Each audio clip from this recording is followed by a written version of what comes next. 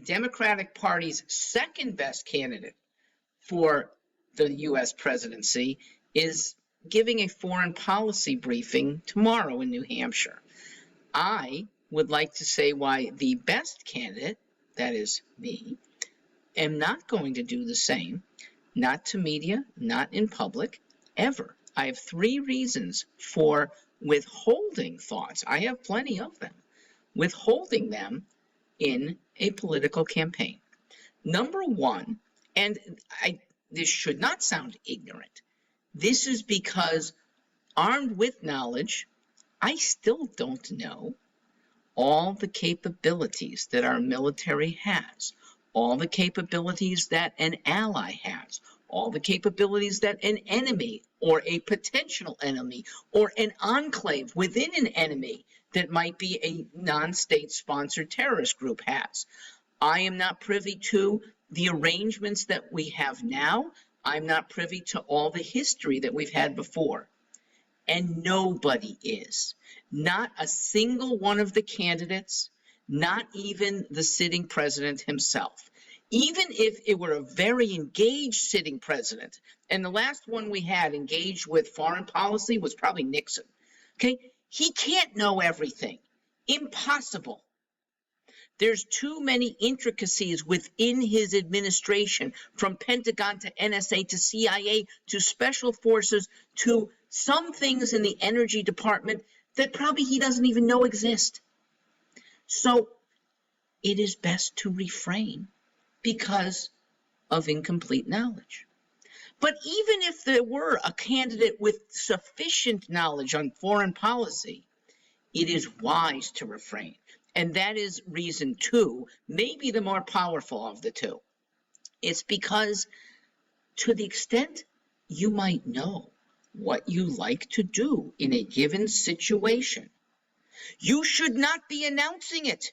As soon as a candidate who could become president says what he would do, he alerts potential enemies, and he puts our own American servicemen in danger, mortal danger.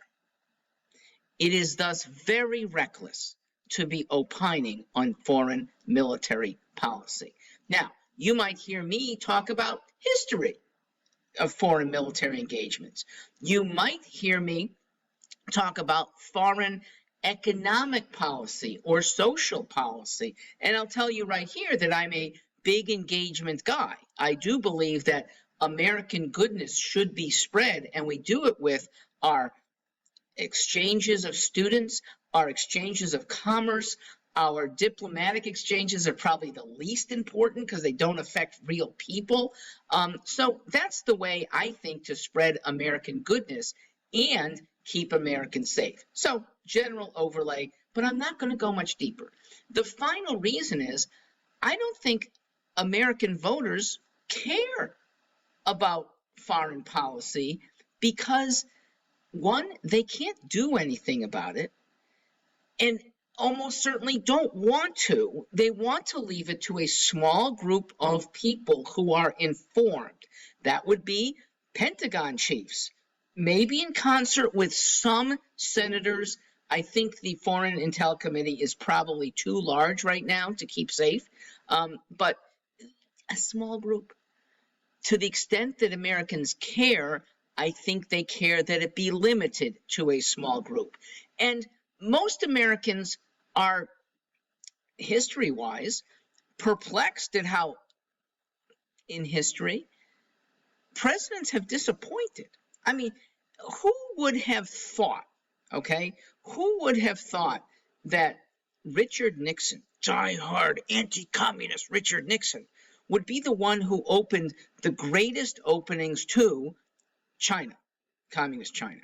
Who would have thought that peace-loving Jimmy Carter would have been the one to sign off on PD 59, which targeted individual people rather than military installations for nuclear attack? Who would have thought that draft dodging and ostensibly peace-loving Bill Clinton would be the one to involve us in more foreign military conflicts than any president of the century? my lifetime, certainly. We get undermined or just plain surprised routinely on the foreign policy. Domestic policy deserves full explanation. Personal comportment, pretty full explanation. I will talk about anything except the 4Bs, but I will also say not foreign policy, which I put as one of the Bs, boardroom. In case you're curious, I have another video of that on why we should exclude boardrooms, bedrooms, bathrooms, and barrooms. I am Mark Stewart. Thanks for paying attention.